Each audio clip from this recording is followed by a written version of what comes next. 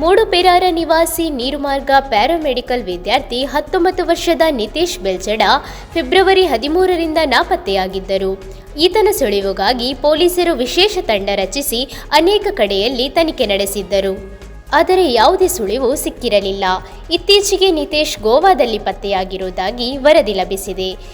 ಈ ಸುದ್ದಿ ಕುಟುಂಬಕ್ಕೆ ತಾತ್ಕಾಲಿಕ ನಿಟ್ಟುಸಿರು ಕೊಟ್ಟಿದ್ದು, ಪೊಲೀಸರು ಇನ್ನಷ್ಟು ವಿವರಗಳನ್ನು ಕಲೆ ಹಾಕುತ್ತಿದ್ದಾರೆ.